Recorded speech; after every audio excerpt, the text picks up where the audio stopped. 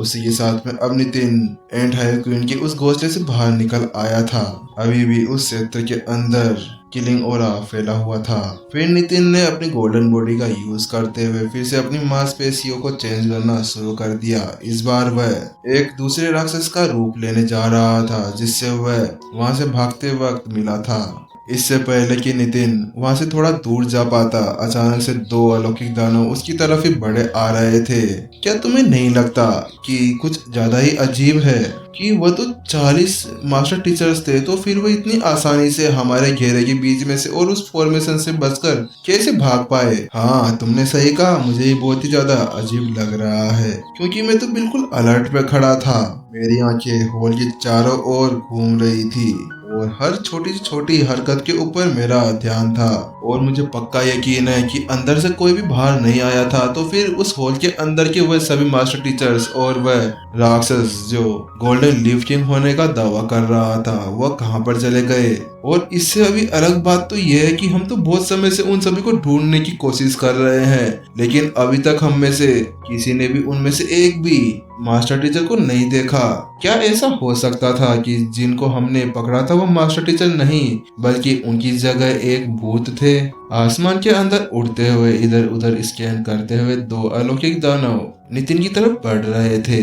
यहाँ तक कि गोल्डन लीफ किंग और ग्रीन लीफ किंग भी अब तक उन सभी को ढूंढने में कामयाब नहीं हो पाए। तो बाकियों की तो बात ही छोड़ दीजिए। ये तो हमारे लिए बहुत ही ज्यादा शर्मनाक बात है कि वो हमारे नाक के नीचे से बचकर निकल गए।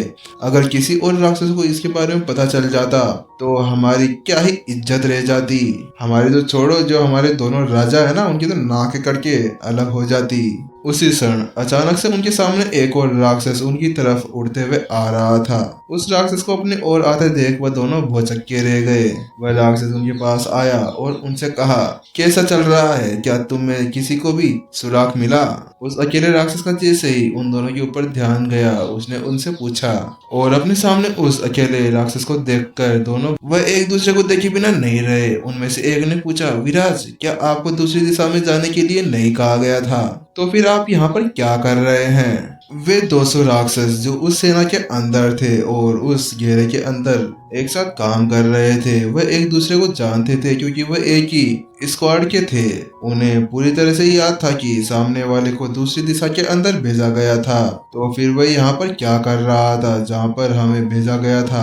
अरे ऐसा कुछ नहीं है, वो तो मैं वहाँ पर खोज रहा था लेकिन मुझे वहाँ पर कुछ सुराग मिला।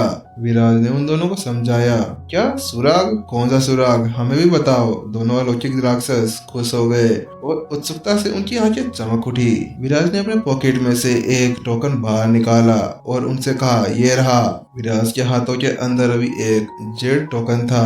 जैसे विराज ने अपने हाथों को आगे बढ़ाया दोनों राक्षस जिज्ञासु होकर उसको करीब से देखने के लिए अपनी मुंडी को नीचे कर दिया। लेकिन इससे पहले कि वह उस जेड टोकन को देख पाते उनकी तरफ दो मुट्ठियां बढ़ती हुई आगे आ रही थी। उन दोनों को पता चल गया और उसी के साथ में उन्होंने उसका सामना करने के लिए अपनी मुट्ठियां भी आगे बढ़ा दी। अब 4 मुट्ठियां एक दूसरे की ओर आगे बढ़ रही थी। उनके अंदर अपार शक्ति भरी हुई थी जो हवा को काटते हुए एक दूसरे को छल निकलने के लिए आगे बढ़ रही थी। बूम! दोनों की शक्तियां इतनी ज्यादा थी कि नीचे की जमीन भी हिल गई, लेकिन नितिन को वहां पर कुछ भी नहीं हुआ। उससे अलग दोनों अलौकिक राक्षस जमीन पर जाकर धड़ाम से गिरे और वहां पर 2 बड़े बड़े गड्ढे हो गए। दोनों की इस तरह की हालत को देखते हुए विराज मुस्कुराया। आखिरकार नवजात संत, ये वास्तव में उतना ही ज्यादा ताकतवर है जितना कि मैंने सोचा था। जमीन पे उतरते हुए विराज ने टिप्पणी की। इसके बाद में विराज ने अपनी लात उठाई और उन दोनों के सर के ऊपर दे मारा। इससे पहले कि वह कुछ प्रतिक्रिया कर पाते उन दोनों का सर कुचला गया और उसके साथ में अब वह दोनों मारे गए। फिर नितिन ने उनके ऊपर हाथ रखते हुए उन दोनों की बॉडी को पूरी तरह से नष्ट कर दिया और उस गड्ढे को भी गायब कर दिया ताकि किसी को पता ना चले कि यहाँ पर क्या हुआ था। नितिन ने अपने मन ही मन में बुदबुदाया, आखिरकार कितनी ज्यादा शक्तिशाली है। और साथ में मैंने संत असेसन डिसिफर का यूज किया था जिसके कारण संत लेवल स्टेज 1 के ये 2 राक्षस तो मेरे सामने कुछ भी नहीं। उनकी बॉडी को गायब होने के बाद वहां पर अब केवल उनकी 2 स्टोरेज रिंग्स रह गई थी। नितिन ने उन दोनों स्टोरेज रिंग्स को उठाया और उसने अपनी एनर्जी अंदर डाल के देखी तो वह थोड़ा सा निराश हो गया। चाहे से वह सभी राक्षस उन 6 स्टार मास्टर टीचर से ज्यादा ताकतवर थे, लेकिन उनकी रिंगों के अंदर ज्यादा खजाना नहीं था। उनके अंदर जो खजाना था वो केवल 10 हाई लेवल स्पीड स्टोन्स के बराबर ही था। तभी तो ये सभी राक्षस अभी ऊपर आने की इच्छा जताते हैं। उसके बाद में नितिन ने अब अपना भेष भी से बदल दिया। जिन 2 राक्षसों को उसने अभी मारा था, अब उनमें से एक का भेष उसने ले लिया था, क्योंकि अब वह धीरे धीरे कर कर उन राक्षसों को मारने वाला था, क्योंकि वह एक साथ 200 राक्षसों को तो बिल्कुल भी नहीं मार सकता था। पूरी तैयारी करने के बाद में अब वह आगे बढ़ा और कुछ ही समय बाद में उसे 2 और अलौकिक राक्षस का सामना करना पड़ा। और उसी तकनीक का यूज करते हुए पहले उन्हें टोकन दिखाया और फिर उनके ऊपर मुक्का लात चला दिया, जिसके बाद में उनका भी वही हाल हुआ जो उनसे पहले 2 राक्षसों का हुआ था। इस समय जो उस क्षेत्र के अंदर स्कैन कर रहे थे उन सभी का लेवल संतरेवल स्टेज 1 का था, और नितिन के लिए उसकी मौजूदा ताकत के साथ में उनका सामना करना बहुत ही ज्यादा आसान था। अपने पंच का बिना यूज करे भी वह उनका सफाया कर सकता था, और इसी तरह वह राक्षसों का सफाया करते करते 2 घंटे बाद में बेस के ऊपर पहुंच गया, जिसको नितिन ने पहले ही तबाह कर दिया था। और इस समय वहां पर राक्षसों की वह सेना खड़ी हुई थी, और उन्हें देखकर ऐसा ही लग रहा था कि वह उस जगह को वापस बनाने की तैयारी कर रहे हों। भले ही वह जानते थे कि वह इतने से समय के अंदर इसको पूरा नहीं कर पाएंगे। आखिरकार वह कर भी कैसे सकते थे, क्योंकि उन्हें इन बिल्डिंगों को खड़ा करने के अंदर पूरे 2 महीने लगे थे। नितिन एक जगह पर खड़ा हो गया और उसने मन ही मन में सोचा, मुझे लगता है कि ग्रीन लीफ किंग और गोल्डन लीफ किंग यहीं पर ही है। फिर अचानक से उसकी नजर 2 भीड़ के बीच में उड़ते हुए असाधारण शक्तिशाली राक्षसों के ऊपर पड़ती है। ये वही 2 राजा थे जिनके बारे में नितिन अभी बात कर रहा था। इस समय उनके माथे के ऊपर एक गहरी सिकन थी, और उनके चेहरे को देखकर कोई बता सकता था कि वो बिल्कुल भी खुश नहीं थे। महाराज, अभी तक मुझे किसी के भी बारे में कुछ नहीं पता चला। महाराज को रिपोर्ट करते हुए, महाराज मुझे भी अभी तक कुछ नहीं मिला। ऐसा लगता है कि वह कहीं पर हवा के अंदर गायब हो गए। उन सभी की बातों को सुनने के बाद में अब ग्रीन लीफ किंग को गुस्सा आने लगा था। उसने कहा, आखिरकार कैसे तुम संत लेवल स्टेज 1 के राक्षस हो, तो फिर कैसे वह तुम्हारे से बचकर निकल गए? वह तो 40 थे, तो फिर वो कैसे क्या हवा के अंदर गायब हो गए? पता नहीं उस कमीने ने क्या किया, उसने कहां पर उन सभी को गायब कर दिया।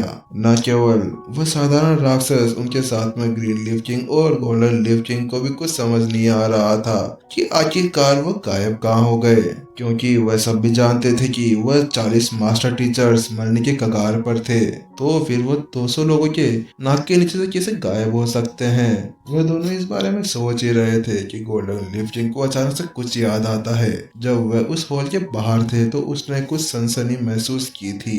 उन्हीं बातों को याद करते हुए उसने अपनी आंखें सिकोड़ ली। धीरे से बुदबुदाया, क्या ये आत्मज्ञानी हो सकता है?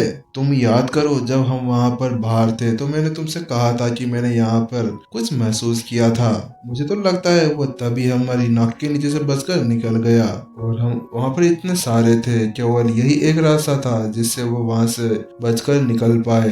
क्या कहा? आत्मज्ञानी? लेकिन ऐसा कैसे हो सकता है, क्योंकि आत्मज्ञानियों को तो मास्टर टीचर्स द्वारा पहले ही मिटा दिया गया था, क्योंकि उन सभी ने हमारे लिए वफादारी की प्रतिज्ञा ली थी। लेकिन ये कैसे संभव हो सकता है, क्योंकि तुम्हें पता है उसने कहा था कि वह होंगन मास्टर टीचर अकेडमी का प्रिंसिपल है। तो क्या एक होंगन मास्टर टीचर अकेडमी का प्रिंसिपल इस तरह की साधना का उपयोग कर सकता था? ग्रीन लीफ किंग ने गोल्डन लीफ किंग से कहा। जब वह दोनों एक दूसरे के साथ में बात कर रहे थे तो उनके पास में एक राक्षस आता है। महाराज, मुझे कुछ मिला है। जब मैं वहाँ पर छानबीन कर रहा था तब मुझे वहाँ पर मास्टर टीचर्स के पैरों के निशान दिखे थे। जैसे उन दोनों ने उन शब्दों को सुना, उन दोनों की आंखें चमक उठी और जल्दी से उन्होंने अपनी आंखें उस राक्षस की ओर घुमाई। क्या कहा तुमने? क्या सही में तुम्हें उनके निशान मिले हैं? हाँ महाराज, मुझे उनके पैरों के निशान दिखे थे, लेकिन मैं उनका पीछा ज्यादा दूर तक नहीं कर पाया, क्योंकि मुझे डर था कि अगर मैं ज्यादा दूर जाऊंगा तो मैं यहाँ पर समाचार लेकर नहीं आ पाऊंगा। इस प्रकार उस सैनिक ने उन दोनों को समझाया। ग्रीन लीफ किंग ने सिर हिलाया, शाबाश। ये देखते हुए कि अभी भी उस सैनिक का लेवल संत लेवल स्टेज 1 का था, और अगर वह उन निशानों के पीछे पीछे वहां पर चला जाता तो शायद वह एक जाल के अंदर फंस सकता था। उसके बाद में ग्रीन लीफ किंग ने उसको जल्दी से आदेश दिया, ठीक है चल लो, जल्दी से हमें वहाँ पर ले चलो। ग्रीन लीफ किंग का आदेश सुनते ही जैसे ही वह राक्षस आगे बढ़ने लगा, अचानक से गोल्डन लीफ किंग ने कहा। ग्रीन लीफ किंग ने देखा कि उसका साथी अभी बहुत ज्यादा घबराया हुआ था, तो उसने उससे पूछा क्या हुआ। गोल्डन लीफ किंग ने ग्रीन लीफ किंग को समझाया, क्या तुमने पिछली बार की उस हादसे को भूल गए, जो कि पिछली बार मेरा भेष बदल के यहाँ पर आया था। क्या तुम्हें पता नहीं कि वह किसी का भी भेष बदल सकता था?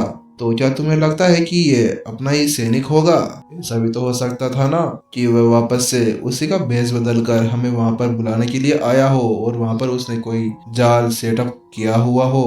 गोल्डन लीफ किंग की बातें सुनते ही ग्रीन लीफ किंग की आंखें तन गई। उसने कहा, ठीक है, एक मिनट रुको, मैं देखता हूँ। अचानक से ग्रीन लीफ किंग ने अपनी आध्यात्मिक ऊर्जा उसकी तरफ बढ़ा दी। उस राक्षस ने ये नहीं सोचा था कि उसके राजा ये सब कुछ करेंगे। इसके साथ में उसका चेहरा डर के मारे काला पड़ गया और ग्रीन लीफ किंग उससे कुछ कहने वाला था, जिससे पहले वहां पर एक जोरदार बूम की आवाज आती है और एक धुंध उस एरिया के अंदर तेजी से फैल जाती है, जिससे उनके चारों ओर कई 100 मीटर के दायरे में एक गोला फैल जाता है। अब जो लोग उस घेरे के अंदर फंस गए थे, अब उन्हें पता नहीं चल रहा था कि उन्हें किस दिशा के अंदर जाना चाहिए। यह ऐसा था मानो जैसे कि उनके सारे सेंसर्स बंद हो गए हों और उनको उस गोले के अंदर भ्रमित कर दिया हो। उस फॉर्मेशन को देखने के बाद में गोल्डन लीफ किंग की आंखें सिकुड़ गई, क्योंकि उसका शरीर पूरी तरह से कांपने लगा। ये कैसे हो सकता है? ये तो ग्रेड 7 की वेदांत वेगुलमेंट फॉर्मेशन है। इतनी ज्यादा हाई लेवल की फॉर्मेशन के सामने तो गोल्डन लीफ किंग भी कुछ नहीं कर सकता था। उसे अचानक से कुछ याद आया और उसने अपने साइड में खड़े हुए ग्रीन लीफ किंग की तरफ देखा, लेकिन जैसे उसने उसकी तरफ देखा तो उसने पाया कि उसके पास में कोई नहीं था। इसी के साथ में अब गोल्डन लीफ किंग का दिमाग भी घूमने लगा था और वह भी भूल गया था कि वह किस दिशा के अंदर देख रहा था, और इसी के साथ में वह वहीं पर ही भटकते हुए इस एपिसोड को भी यहीं पर ही खत्म कर दिया गया था। और अब नेक्स्ट एपिसोड को आपको कल मिलेगा। तो आज का ये सारे एपिसोड्स देखिए। आज के एपिसोड्स इसलिए लेट हो गए, वैसे लेट तो क्या ही होंगे, क्योंकि हमने पहले आपको बता दिया था कि 9 बजे की टाइमिंग थी। वो तो मैं पहले ही 5 बजे इसलिए डाल दिया करता था क्योंकि मैं फ्री हो जाता था, लेकिन आज किसी काम से बाहर गया था, इसीलिए आज एपिसोड थोड़े लेट हो जाने थे। तो ठीक है, टाटा बाय बाय गाइस, मिलते हैं नेक्स्ट एपिसोड के अंदर।